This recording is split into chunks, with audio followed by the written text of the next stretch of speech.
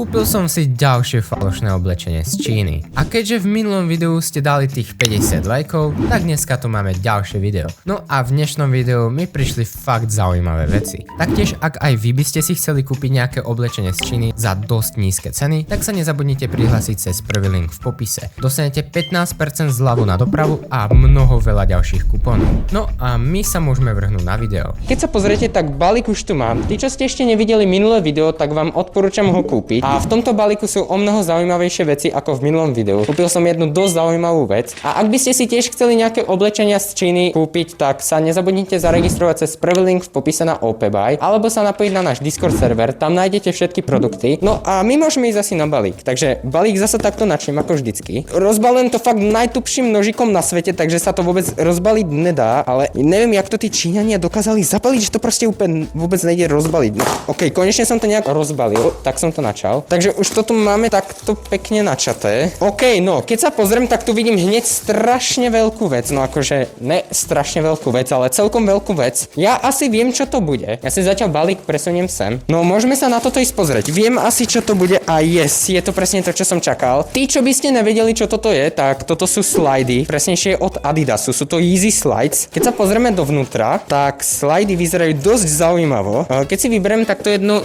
topánku, alebo ako to mám nazývať, slidy, tak za tú cenu je tá kvalita strašne moc dobrá. Keď si tu proste takto postláčam, tak akože je to guma, tak originálne slidy sú tiež z gumy, lebo tak slidy sú proste z gumy. Keď sa pozrieme na tag, tak tag to má taký, aký to má mať a celkové zhodnotenie týchto slidov je veľmi pozitívne, pretože tie slidy na to, koľko stali, tak mega dobré sú. A môžeme ísť na ďalšiu vec. Máme tu ďalšiu vec, nejakú strašne mäkkú, neviem, čo by to bolo. Môžeme si to pekne rozbáliť. No a vidím tu Ralph Lauren. Neviem presne, čo už som objednával, keďže tieto veci som objednával asi pred mesiacom. Ale vidím, že je to mikina Ralph Lauren, OK. Takže máme tu mikinu. Keď sa pozrieme na mikinu, tak materiál vyzerá OK. Materiál není až tak zlý. Táto mikina bola fakt lacná a logo Ralph Lauren vyzerá tiež pekne, je taktiež šité. Takže táto mikina Ralph Lauren je za tú cenu dosť dobrá. Neviem, či mi bude ešte sedieť, lebo objednával som L-ko, ale vyzerá to tak, že bude treba ísť asi o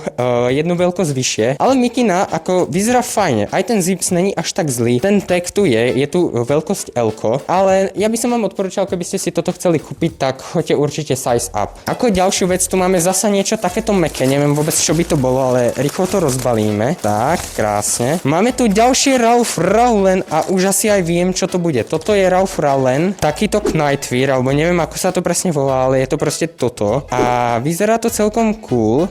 Je to sveter Ralph Lauren a vyzerá celkom cool až na to, že neviem, ten materiál mi príde trošku taký divný, ale tento sveter bol strašne lacný, takže možno akože, neviem, ja som ešte nikdy neobjednával svetre moc, tak neviem porovnať, či je to dobrá kvalita alebo zlá. Ale keď sa pozrieme na tagy, tak tagy to normálne tak ako má, tak to má všetky tagy. A taktiež to má aj túto vysačku a akože nevyzerá to až tak zle, ale očakával by som trošku niečo lepšie. Ale čo sa čudujem, tak je to celkom ťažké, keď si to takto zoberiem na to, že je to sveter a môžeme sa presunúť na ďalšiu vec. Inak ešte opakujem, keby ste si nejakú vec z tohoto videa chceli kúpiť, tak sa nezabudnite joinúť na náš Discord server, tam nájdete všetky odkazy na všetky veci. A ako ďalšiu vec tu máme tu Gallery Depth tepláky. Na tieto tepláky som dosť zvedavý, pretože boli celkom drahé. No keď sa pozrieme na materiál, tak materiál týchto teplákov je celkom dobrý, ale ak by ste si chceli tieto tepláky kúpiť, tak vám ich neodporúčam kúpiť úplne na zimu, pretože tie tepláky majú strašne tenký materiál, ale vyzerajú celkom dobre, fajne. Keď sa pozriete ešte sem, tak má to normálne tag Gallery Depth, aj toto Gallery Depth, takže tepláky sú fajnové, za tú cenu sú celkom dobré. Máme tu ďalšiu vec,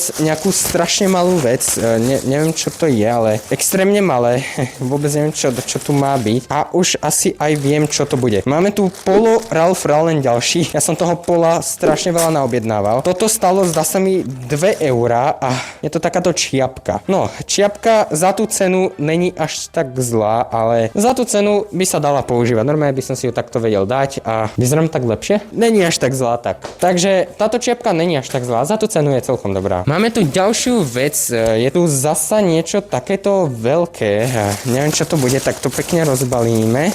No. Čo to bude? A máme tu mikinu, na ktorú som dosť vedavý, pretože túto mikinu chcem používať a to dosť, pretože máme tu mikinu od Metalliky, čo som si kúpil.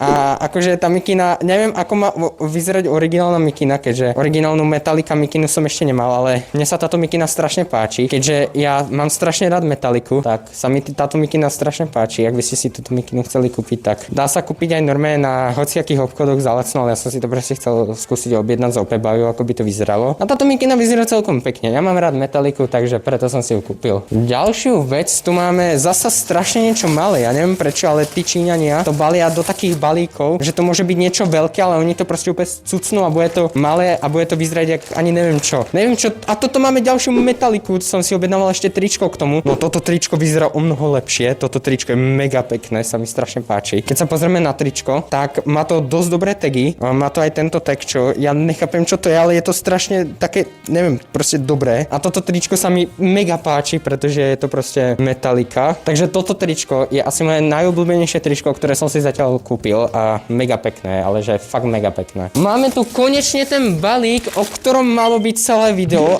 Tento balík vyzerá fakt masívne. Je aj dosť ťažký, takže môžeme si ho ísť rozbaliť. A určite budete vedieť, čo to je, pretože už som to takto načal, no ale neviem, radšej to takto pekne rozbalím, je to dosť ťažké. Som to chcel zobrať len tak zo srandy a možno ste už niektorí zistili, že jedná sa o koberec. Fakt som si kúpil z Číny koberec, ale mne sa tento koberec celkom páči, vyzerá takto. Neviem, ako vám mám ho ukázať, pretože je strašne veľký, ale keď si ho dáme na zem, takže máme tu takýto koberec. Mne sa celkom tento koberec páči, pretože keď sa pozrieme, tak ten materiál je celkom dobrý. Jedine čo budem musieť spraviť, tak si ho vyčistiť, lebo je trošku zašpinavený, je proste trošku špinavý, ale není až tak zlý ten koberec na to, koľko stál. Takže keď si tento koberec takto zoberiem, mne sa celkom páči, pretože proste tú rozprávku Toma Jerry som mal mega rád, tak som si to kúpil. A tento koberec je celkom pekný. Už tu nemáme moc vecí. A máme tu posledné dve veci a predposledná vec je ďalší Paul Ralph Lauren sveter ďalší. Keď sa pozrieme na tento sveter, on vyzerá o trošku lepšie sa mi zdá ako ten minulý. Toto je tu takto pekne, ale není ten sveter až tak zlý. Keď sa pozrieme na tagy, tento Ralph Lauren sveter má už kvalitnejší tag. A celkovo tento sveter je pekný. Aby som ho používal, pretože ja neviem prečo mne sa proste páčia skôr takéto značky ako Paul Ralph Lauren, také skôr old school značky. Neviem ako vám, môžete keď tak napísať do komentárov, aké značky sa páčia vám, ale mne sa páčia takéto, kde je Paul Ralph Lauren, keďže je to taká staromodný štýl. A môžeme ísť na ďalší produkt. A máme tu poslednú vec. Ja vážne neviem, čo toto môže byť. To je proste úplne maličké. Ja fakt neviem, čo to môže byť. To je, aké by mi sem myš dali alebo čo. No, ja som si objednával ponožky a ja som na to zabudol. Ja som si objednal ponožky a ja som nevedel, aká je to veľkosť. A to je veľkosť asi že 35. To ne. To sa pozrite sa na moju nohu a pozrite sa na tú ponožku. Ja som nevedel, aká je to veľkosť. Ja som to len tak zo strany zobrala. Asi mi to nebude moc dobré, ne? Akože tie ponožky sa mi celkom páčia, ten materiál není až tak zlý, ale jediné veľké sklamanie je to, že proste na moju nohu to určite nepôjde, keďže ja mám 46 sedmičky a ani neviem čo mám za nohu a toto je tak 35, no. Z tohoto videa by to bolo asi všetko. Všetky tieto produkty, ktoré tu vidíte, tak nájdete na našom Discord serveri, na ktorý sa nezabudnite napojiť. A taktiež, ak by ste chceli nakupovať na OP Buy, tak prvý link v popise. Pri registrácii cez môj odkaz dostanete 15% zľavu na kupóny a ďalšie kupóny, čo je mega. A ak sa vám toto video páčilo, tak nezabudnite dať like, ten kto nemá odber, tak odber a napríklad takých 50 lajkov pre pokračovanie. No a ja sa s vami lúčim, takže čaute!